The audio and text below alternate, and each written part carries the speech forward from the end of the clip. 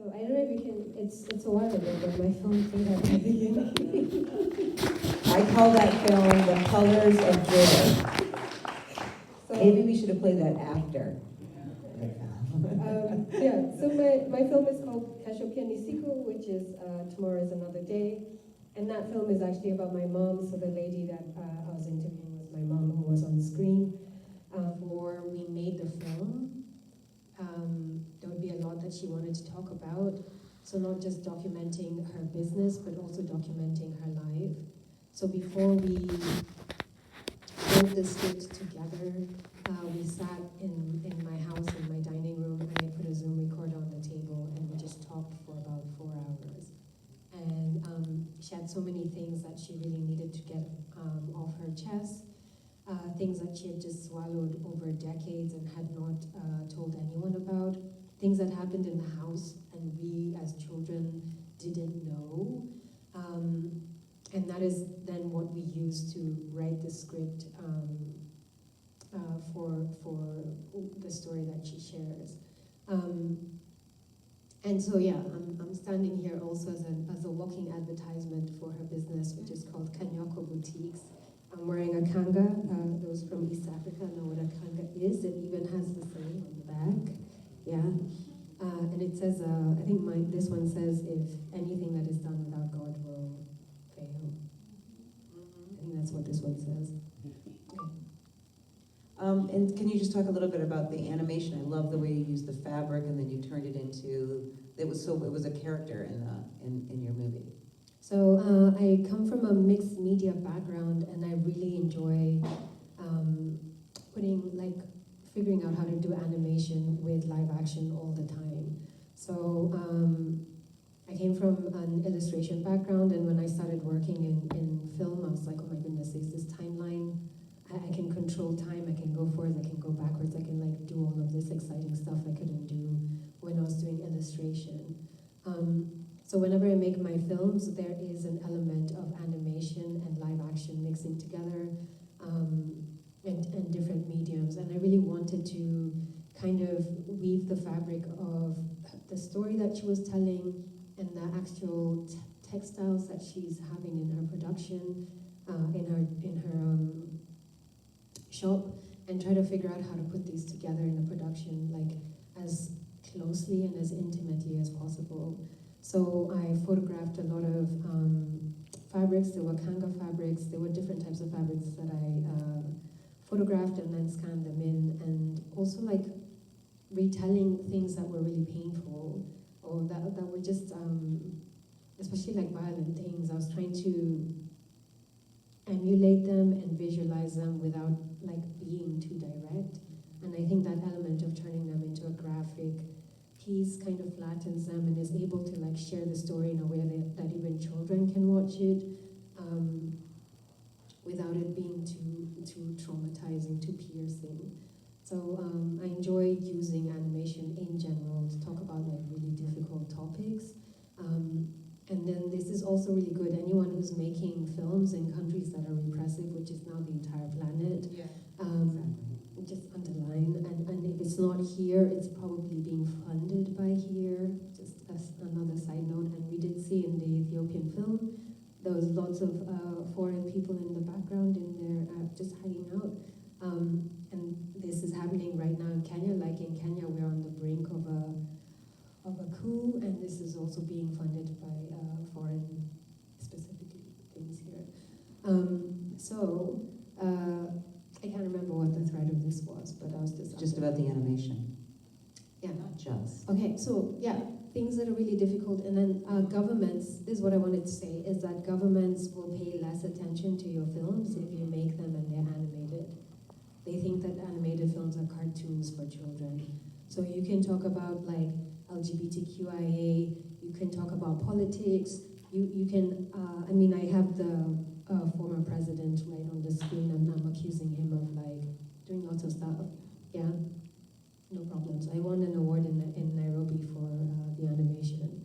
I've had friends who've made films about LGBTQIA people, and in animation, no issues. They've been nominated for awards. If you make a live action film, you will find yourself in jail. So currently a lot of governments don't pay attention to you if you're animating. So I encourage you to animate.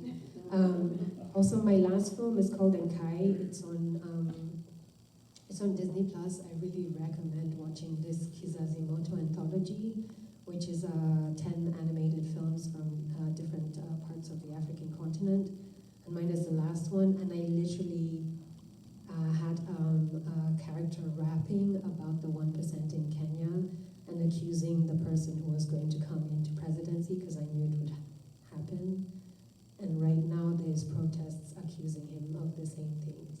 So animate, they don't pay attention to you, but you can really share a lot of ideas that would otherwise be hidden.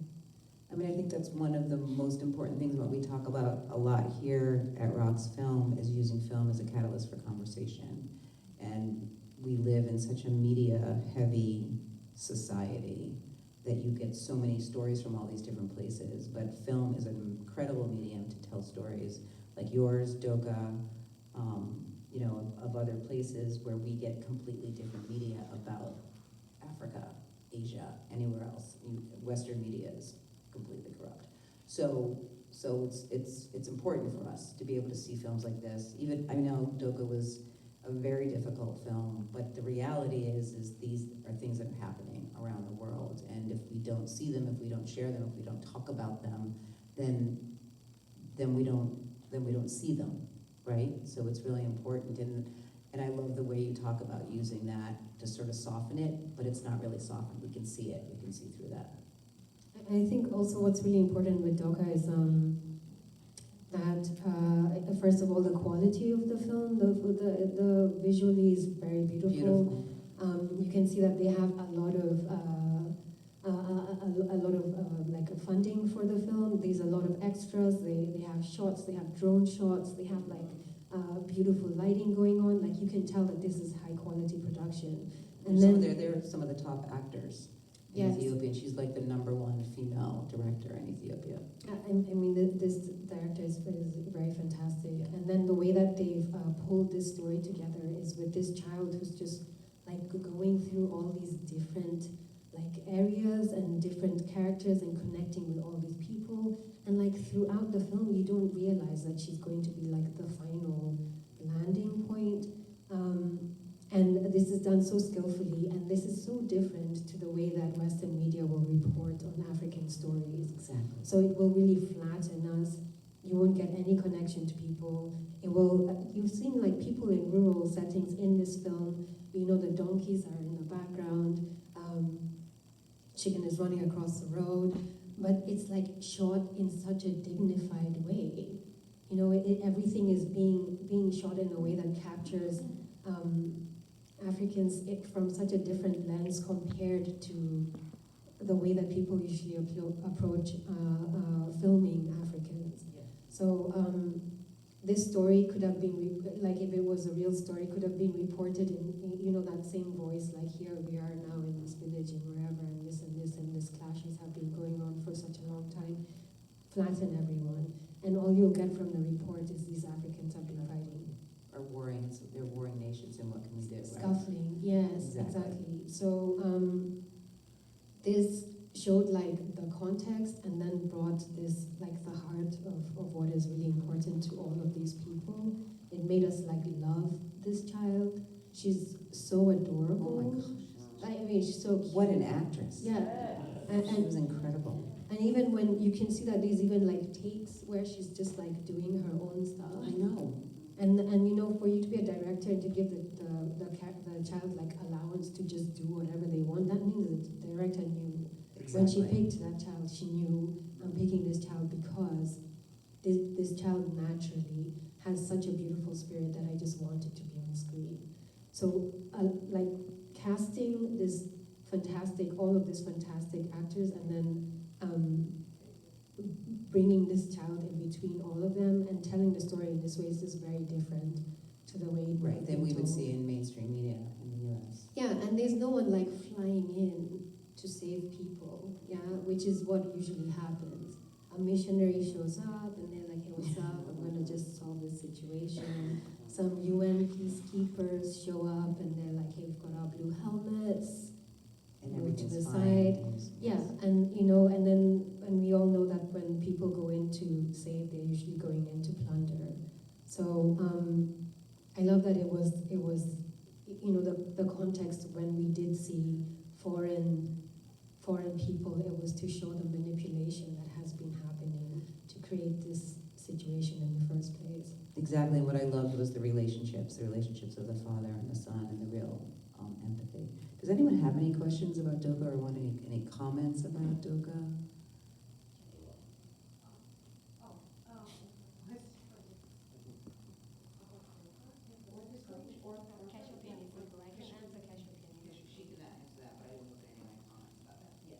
For Doka, I just said, I wanted to say it reminds me of Usman Sembene's style. He used to really, Usman Sembene from Senegal, he really used to have the villagers actually solve their own issues, which was amazing. My name is Pitu, I am also a filmmaker, and my question for your film is, so you said you interviewed your mom for 4 hours.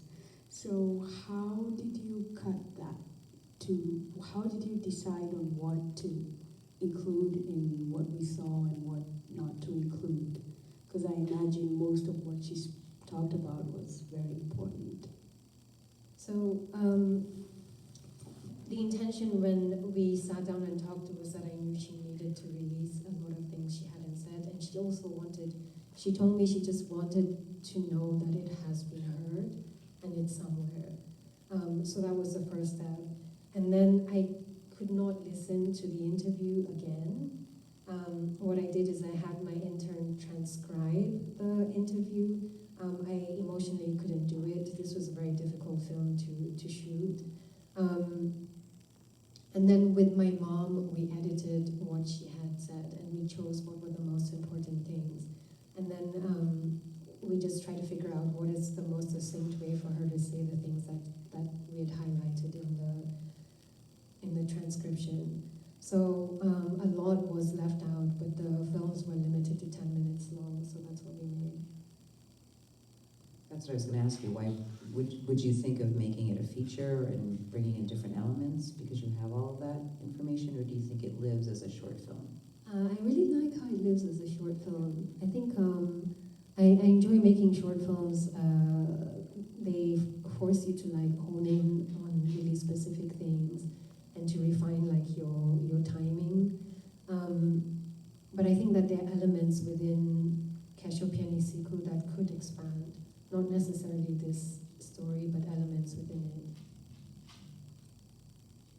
Anybody else? Any questions? Thoughts?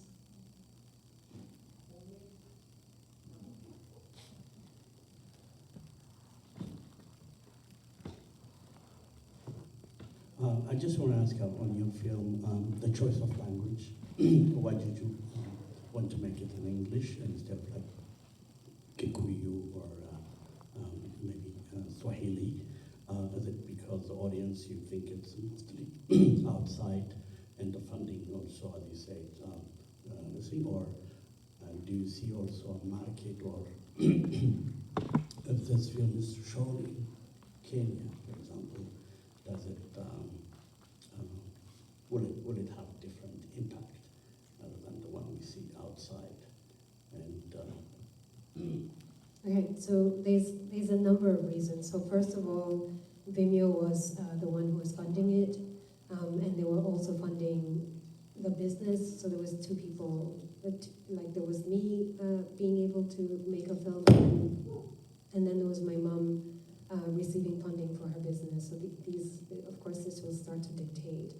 My mom also preferred it in English because it meant that it hid what she was saying from some of her family. So like my grandmother could watch Kesho Pia Ni Siku and be like, oh, these are great colors.